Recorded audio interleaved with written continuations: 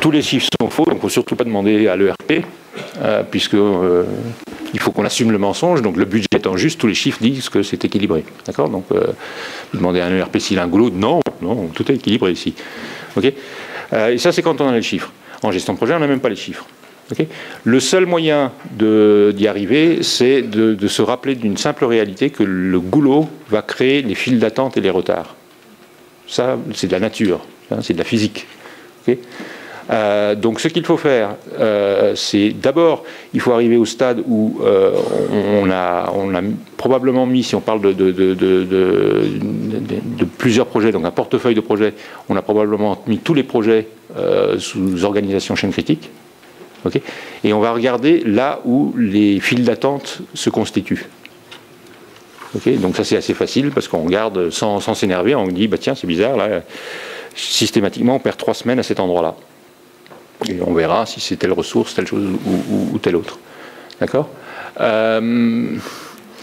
Dans les projets, malheureusement, plus qu'ailleurs, il faut beaucoup se méfier des impressions. De mon expérience de ce sujet, 8 fois sur 10, quand quelqu'un me dit « Ouais, on connaît la chaîne critique, d'ailleurs je vous présente la contrainte », c'est complètement faux. Okay, c'est plus la capacité de la personne à pleurer ou à faire du bruit qu'un réel problème de capacité. Et c'est probablement une pauvre personne dans un coin qui ne fait pas de bruit, justement, et pour cette raison, on l'ignore dans les questions budgétaires. Je vous donne un exemple. Une des principales sociétés de produits pharmaceutiques pour les animaux. Ils mettent ça en œuvre, ils me disent que c'est les penseurs qui déterminent les nouvelles formules, les machins, etc. Ces 22 personnes-là, c'est eux la contrainte. Et c'était quoi? C'était les 4 personnes qui, en fin de chaîne, faisaient l'industrialisation des produits, car ils avaient oublié que 8 ans avant, ils avaient fait une décision de seulement maintenir en interne 40% de la production et d'externaliser 60% de leur production en sous-traitant à droite et à gauche. Et que ce service industrialisation devait non seulement faire industrialiser, déterminer comment on fabriquait le processus, etc., mais piloter les 60% de la production qui étaient faits à l'extérieur. D'accord? Et donc, en fin de compte, leur charge de travail était multipliée par 4 il y a 8 ans. Okay, et personne n'avait jamais vu ça. Et donc, quand on est arrivé, on l'a trouvé sur une organisation de plus de 1000 personnes. Il y avait 12 personnes en tout, 4 cadres et 8 techniciens, qui était le goulot du développement de produits de la société. Okay, et pourquoi? Parce que ce type, il était droit dans ses bottes, mais pas le genre à se plaindre. Il disait, ouais, c'est vrai, j'ai beaucoup de travail, là, excuse-moi. Oui, effectivement, le chiffre d'affaires était déterminé par ce qu'il avait sur son bureau. Hein. Donc, attention, c'est pas si facile que ça.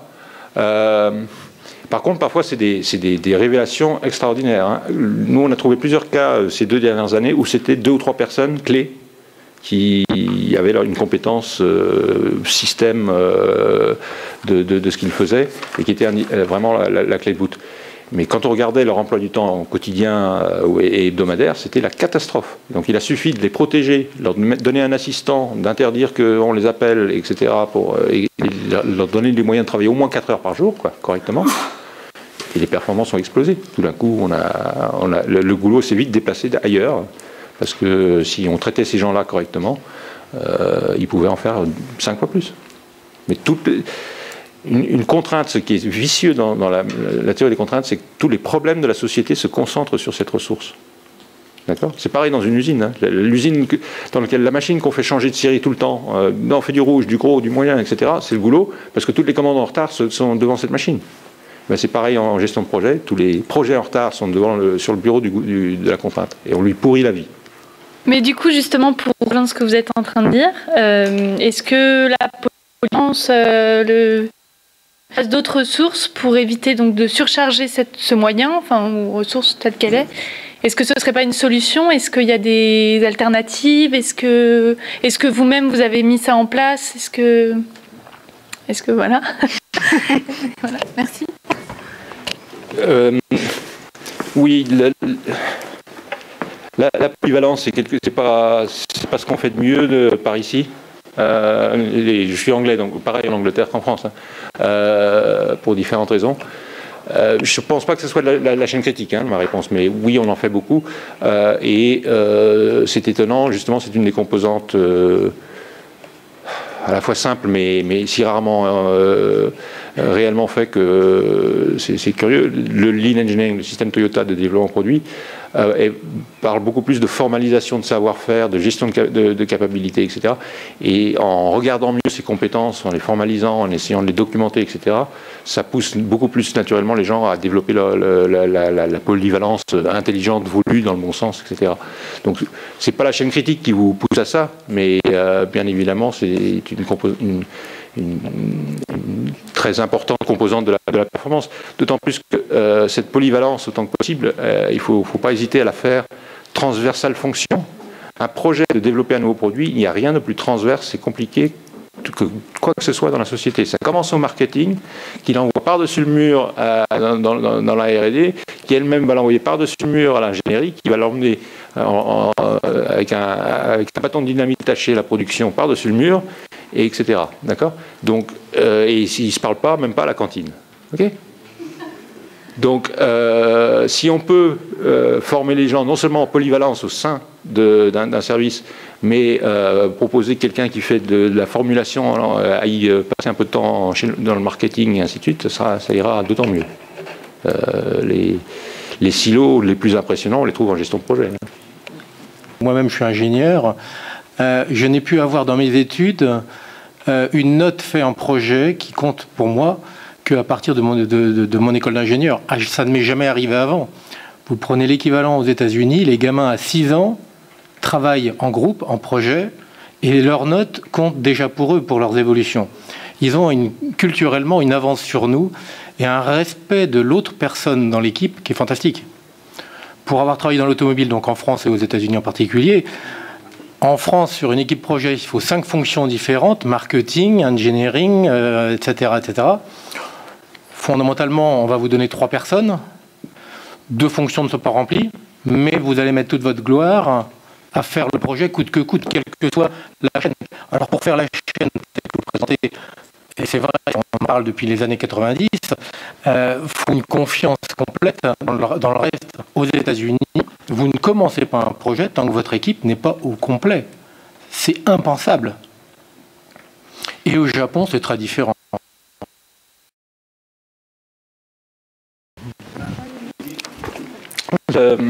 Les cultures, on va revenir avec les autres questions, mais j'ai donc l'expérience d'une centaine d'entreprises dans différents pays, et bien évidemment le phénomène culturel est puissant. Donc on a mentionné Japon, France, États-Unis, c'est encore autre chose en Allemagne, c'est encore très différent en Chine, en Inde, etc. Donc effectivement j'ai occulté ça dans ce que j'ai dit, mais je dirais qu'il y a une chose qui pour moi est encore plus puissante que cette culture nationale, c'est la culture d'entreprise, qui est imprimée par, construit ou déconstruit par le management en place. Et moi, ce qui m'étonne souvent, pour rester ici en France, c'est que dans la même ville, pourtant des gens qui se retrouvent ensemble, peut-être qui sont mariés ensemble, etc., on a d'un côté de la rue une société qui n'a pas tous ces problèmes-là et qui sait constituer de manière entre guillemets moderne des équipes transverses et aller de l'avant avec de l'audace, etc.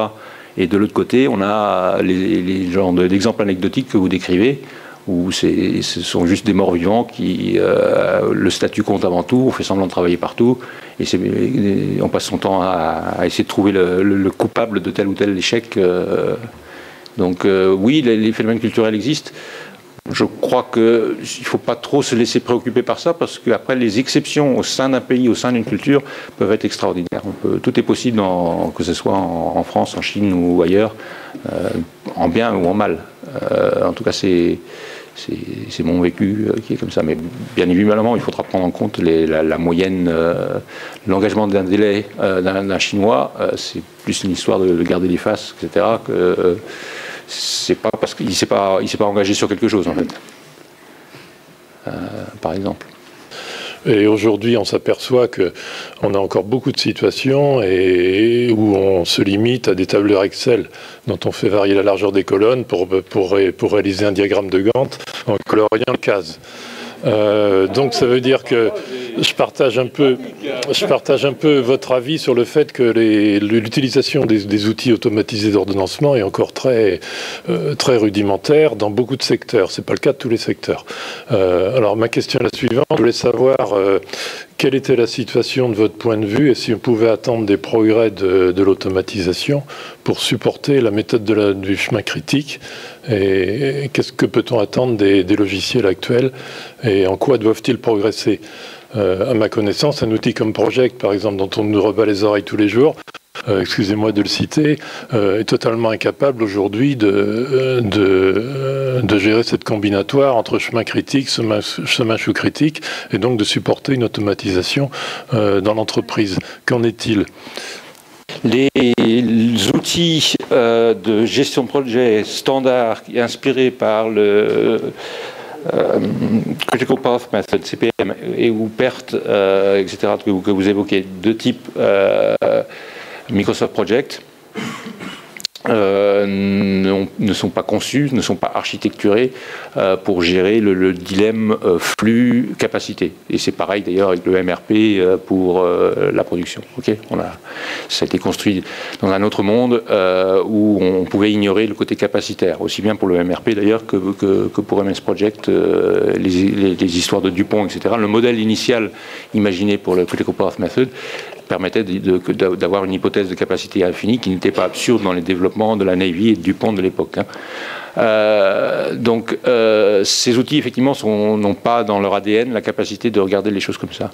Et donc toutes les solutions sont des greffes une lobotomisation ou une greffe de cerveau sur ces outils qui commencent à 0 €, c'est-à-dire que MS Project, si vous voulez bien travailler avec la version 2007 en anglais, vous pouvez télécharger gratuitement un logiciel qui fait brillamment toute la chaîne critique en étant un add-on de MS Project. Ça s'appelle CCM Pulse.